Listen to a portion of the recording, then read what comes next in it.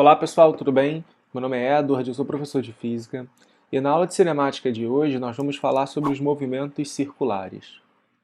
E talvez você possa se perguntar movimento circular é cinemática escalar? Já que é um movimento que acontece tanto no eixo X quanto no eixo Y? Bom, sim, a gente pode tratar como uma cinemática escalar se a gente não olhar para a posição exatamente do corpo, mas para uma outra grandeza física que a gente vai ver agora, que é o ângulo. Né? De acordo com a variação angular, a gente pode tratar esse movimento como um movimento escalar. Bom, como o próprio nome diz, né, a trajetória desse corpo é uma circunferência. Você vai ter aqui uma circunferência para descrever a trajetória dele. O único detalhe é que nesse momento a gente não vai olhar exatamente para a trajetória que ele vai fazer ao longo da circunferência. Nós vamos olhar, nesse momento, tá, para o ângulo que ele vai descrever ao longo dessa trajetória. Então, por exemplo, ele está aqui nessa posição, a gente vai medir o ângulo em relação a algum eixo, geralmente a gente mede em relação ao eixo horizontal, não é uma regra, então vai ter esse ângulo aqui, e aí nós vamos fazer a medida desse ângulo ao longo da trajetória do corpo. E aí, para fazer esse estudo cinemático, nós vamos precisar de algumas grandezas físicas novas que você provavelmente já estudou em geometria, mas que vale a pena a gente revisar aqui, que nós vamos chamar de medidas angulares. Então, eu vou redesenhar aqui a circunferência, vou traçar o eixo horizontal e vertical de novo, e nós vamos demarcar alguns pontos importantes aqui nessa circunferência. O primeiro deles é o raio. Acho que esse tamanho é bem óbvio aí para todo mundo, né? O raio é esse tamanho daqui, do centro até a ponta da circunferência, até a casca dela. E aí é uma circunferência definida como lugar geométrico em que, bom, a distância de qualquer ponto ao centro tem o mesmo valor numérico, tá? Então o R é o raio. A segunda medida que a gente vai fazer, agora de fato uma medida angular, é o ângulo. Você fala, pô, que óbvio, né? Vamos fazer a medida angular é o ângulo. Tá? O que significa esse ângulo? Vamos chamar esse ângulo aqui de θ. Galera, esse ângulo θ ele tem várias unidades de medida. Ele pode ser medido em graus, em grado ou em radiano.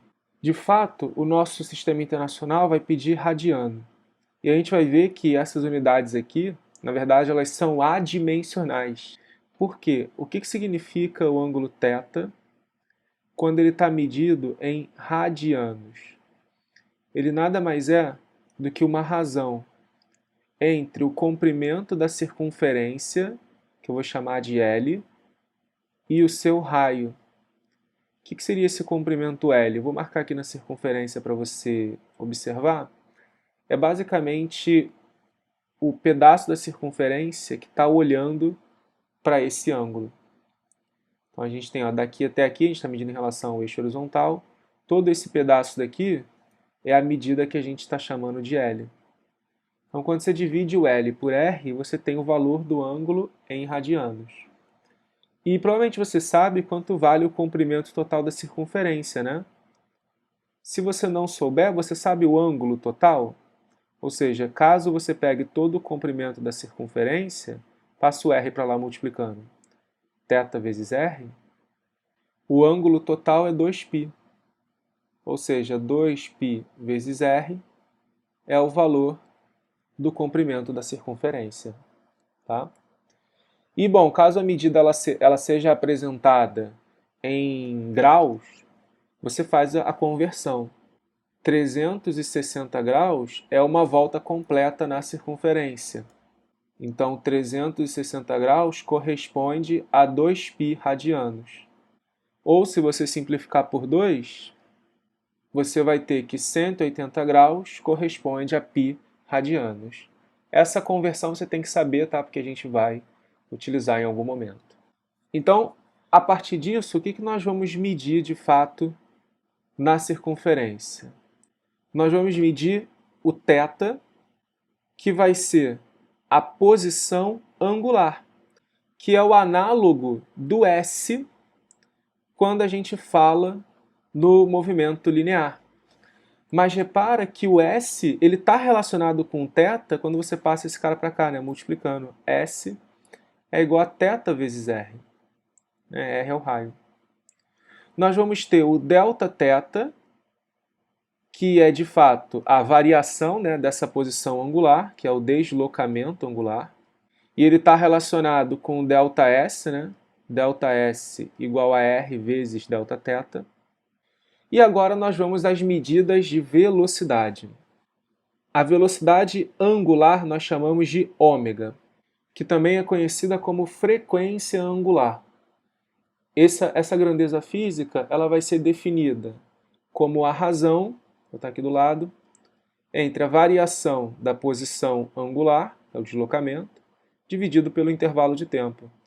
Repara que é muito parecido com a fórmula da velocidade, né? O que era velocidade? Velocidade era ΔS sobre ΔT. Só que, professor, o ΔS é R vezes Δθ, é verdade. E aí você repara que aparece aqui, ó, quem? O valor do ômega. Então, V é ômega R. Mas, professor, quem é esse V? O V é a velocidade linear do corpo. Ou seja, se o corpo estiver nessa posição aqui no instante, ele tem uma velocidade, vamos supor que ele está rodando em sentido anti-horário, ele tem uma velocidade para cá. Então essa é a velocidade linear do corpo e o ômega está aqui, que é a velocidade angular. Só para você não esquecer, velocidade linear. E o V está relacionado com o ômega através dessa equação V igual a ômega R. Essa equação é muito importante, tá? Você tem que sabê-la. Agora vamos às medidas temporais. Como a gente está falando de um movimento circular, esse é um movimento que se repete. O corpo começa a trajetória num ponto e depois ele retorna para esse mesmo ponto. Então ele começa aqui, por exemplo, ele vai dar a volta e retorna para esse mesmo lugar. Ou seja, existe uma certa repetição do movimento. Nós chamamos esse movimento de movimento oscilatório, que é um movimento que se repete no espaço. Então ele sempre volta para o mesmo ponto em que ele começou. E aí os movimentos oscilatórios, eles podem ter uma medida temporal chamada período, que por definição é o tempo para que o corpo dê uma volta completa. Então, vamos supor, ele sai daqui e dá a volta em 2 segundos. Então, o período seria igual a 2 segundos. E o período a gente representa pela letra maiúscula T.